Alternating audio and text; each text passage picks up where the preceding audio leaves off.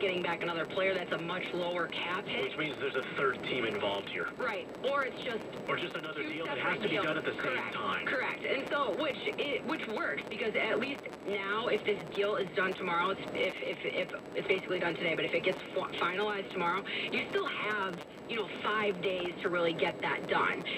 You can't expect them to make this deal like 48 hours before the trade deadline and then make that third one too.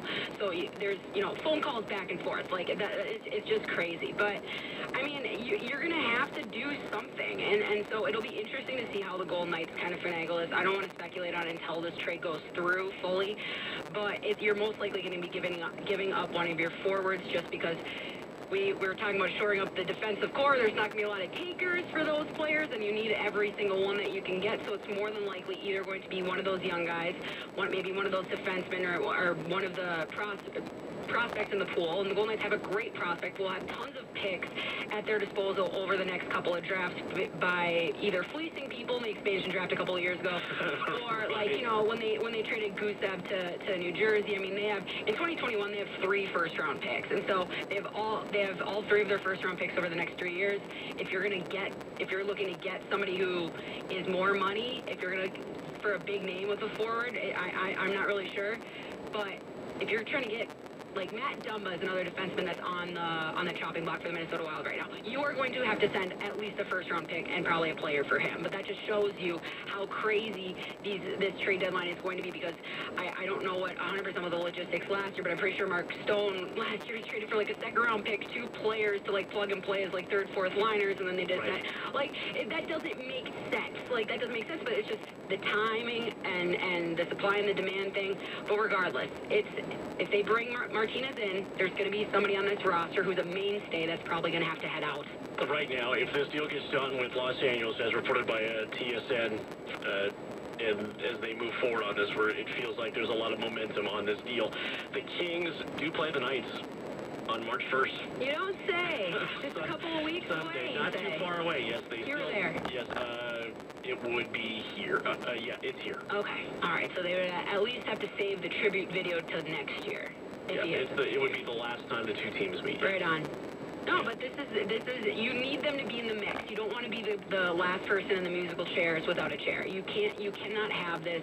And you said it yourself, this is a trade that signals that they are all in. I think that was signaled long before any of this trade speculation. I mean, you don't fire Gerard Gallant because you're like, yeah, whatever. Like, you do that because you're worried about the team and the talent that this team has, and getting every last drop of talent, of effort, of detail-oriented hockey out of them. And that's what you're seeing, finally come to fruition under Peter DeBoer. So that's the other thing we have to consider as well. Sometimes these trades have a tendency to disrupt locker rooms' momentum sometimes, but it just depends on the locker room, how players perceive their teammates, and if they perceive this move as something that's going to help them, achieve their goals. Sometimes it's easy to look more selfish and think, well, we really liked so-and-so. Why is he here? But if it helps you get to the goal, this is a good trade. But I have no concern about this locker room and accepting anyone. And we've been talking about the Knights, the potential of doing a deal, especially for a defender. We knew this was going to be one of the things.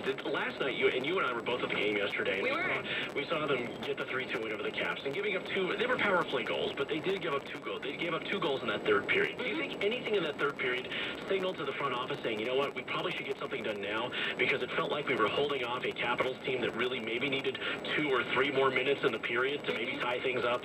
Well, I mean, you could take last night's game as probably the latest example, but I wouldn't say that it's egregious enough to push Kelly McCrimmon in the front office over the edge in terms of, let's pull the trigger now, because they have been playing really good hockey. I mean, a week ago, they were playing that Minnesota Wild team, that's awfulness. Absolutely. This has been, this team is so Jekyll and Hyde, but I just think over the last couple weeks, that when DeBoer first came on, as they were still trying to get their feet back under them, they realized, okay, what's the basement of this team? When they play poorly, if this person plays bad, if this person plays bad, this person plays bad, what does this team look like? We saw what bad hockey looks like with this team. And we also have seen over the last 3 games, 3 different types of wins, 3 different character wins over 3 big-time opponents, 2 of which were the last 2 Stanley Cup champions. And then the third one He was the coach of that one in your building that secured a Stanley Cup. So these are the big knockers, and you're just seeing these little details, the little things that we always say that we harp on that nobody really understands what they mean. But I think, if anything, the way that this team is moving right now, it's almost reinforced or reinvigorated, belief in this team, not just for the front office, but probably the fan base as well, just because of like I said, you have 3 wins over big-time opponents, but all 3 of those are secured in very different ways, in very different hockey games. So showing that versatility, showing that ability to deal with adversity, even being up 3-0 over the Washington Capitals and then giving up 2 goals, you're still able to close it out. Hey, it shows that this is a team that is locked in and ready to win and ready to make a run. You got to give it a chance. You got to give a shot. Shoot your shot. Otherwise, what are you even doing here? You're not in the right business. You're not really in the right reality, period. So the Vegas Golden Knights, rumored to be in a deal right now. This is reported by 2 sources. Of course, TSN, also David Schoen over at the Review-Journal, also confirming the Knights are confirming that the Knights are close to acquiring Alec Martinez. The Kings, for their part, did put out a tweet about an hour ago saying that Martinez is going to be held out of the game. Yep, no outlets for you. For, quote, precautionary reasons. Mm-hmm. So it feels like the dominoes have already fallen. It's just about pushing forward, and we're talking about a couple of picks now to get Martinez, but nothing done